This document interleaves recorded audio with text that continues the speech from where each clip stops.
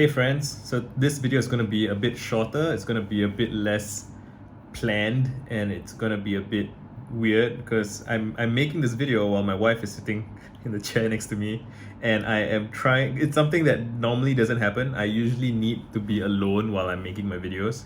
I don't know why that is. It's just it feels like something that I can't do around other people, and it's like that for writing. It's like she's she's trying to she's distracting me, um, but I figured that I should practice making videos with interruptions, right? like just as it's like a limiting belief. Like I have some limiting belief in me that I cannot do my videos unless I am alone. And it used to be back in the day that I couldn't do videos even if she was in the house, like if she was in the next room. And now she's just actively harassing me. But it's growth. It's growth. No, I'm gonna keep this. No. Yes. No. Yes. It's fine. You'll deal with it. The world will deal with it. It's not a big But deal. my face is in It's it. not. It's just like a little chin. It's not a big deal. Anyway, I just did some consulting the past couple of days, which I'm been working on my book, and I tweeted about consulting at some point, and a couple of people asked me for consults. I do marketing consults, and so I used to work in software marketing, and yeah, I'm pretty good at it, and but I haven't been doing it because I've been prioritizing working on my books. And a part of me kind of, you know, I love being good at it, but I don't usually like to do it unless I feel that I have a reason to do it. It's like a skill set. It's like, I have the ability to kind of, it's always a little bit on. So it's not like the ability to turn it on. I have, like, once you can see like a marketer, it doesn't go away, but I can ramp it up. I can really get intense about it if I want to, but I mostly choose not to do that because I do feel like just overly polished marketing or overly effective marketing. There's something about it I just don't really like. I prefer to just do what I enjoy, and not overthink it. And I could make a thing about how that's the better marketing, but it's just whatever. But I guess what I'm trying to get at is I want to talk about money. I want to talk about consulting. I want to talk about, I guess, those two things. And my relationship with money has been something I've been thinking about a lot recently, because when I first got my first job, I didn't want to think about money. I didn't feel like I deserved money because I felt like I was doing a job that I was not qualified to do, and my boss was overpaying me, and I didn't deserve a job, so I didn't want to negotiate. I didn't want to think about it. So I never once asked for a raise, but my boss gave me raises of his own accord several times over the years, which was very kind and noble of him, in my opinion.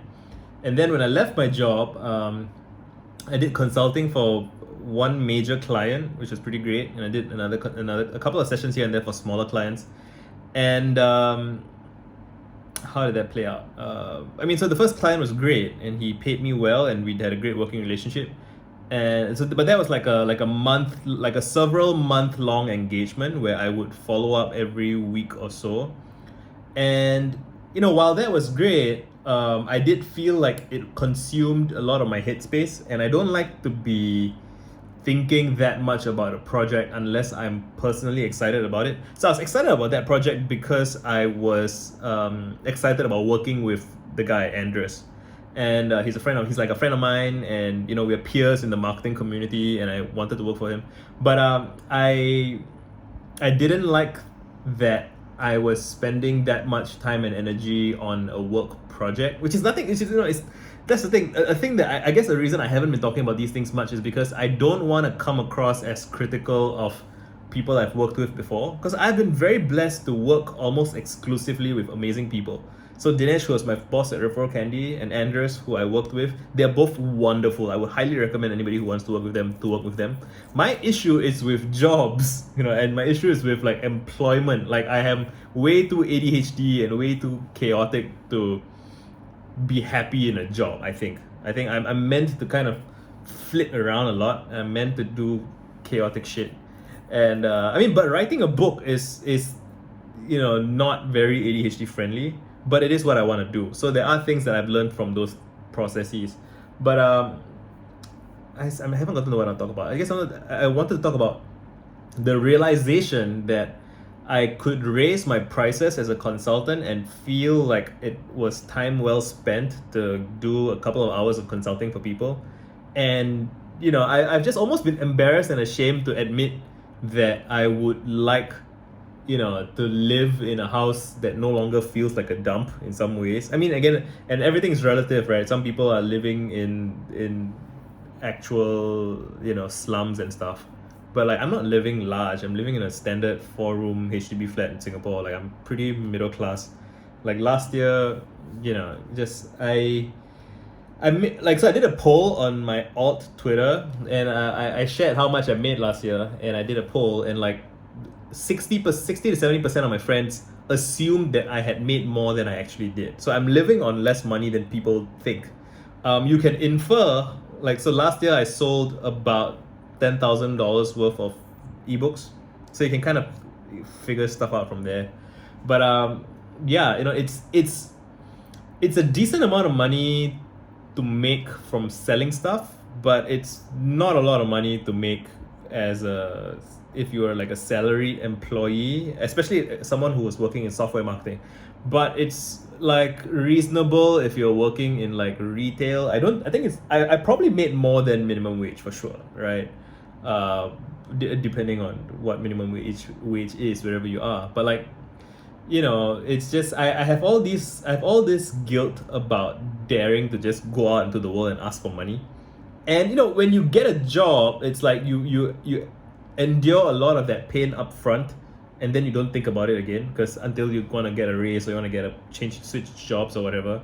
Whereas when you are a busker or you are selling books or you're kind of doing this daily grind thing, you have to like face it every single day. And there are, so I do, like when I tweeted about this yesterday, I said I used to do Twitter consulting for $100 a session. And some people were like, who pays $100 for Twitter consulting? Like people actually do this? That's ridiculous or whatever. And I'm like, yeah, now my rates are $300 and I just got 2 clients. But the thing is, people will mock or make fun of someone for doing consulting of some kind. Like, and I can imagine people doing, therapy sessions or like tarot cards or whatever kind of consulting they want to do. Like when it's one person to one person doing it, like it's so easy for people to criticize and be like, oh, why is anybody paying for that? Like let's say you're a fashion consultant, right? Or you're a personal dresser, or I don't know why I'm coming back to fashion, but like, personal trainer, like who pays for that? Like it varies depending on the service you're providing and whatnot. But like the thing is, people don't go after other people who have jobs. Like if you have a job, then you're just a part of that group of people who are jobbing. Like there's no questioning of your moral worth or like whatever thing with regards to your salary.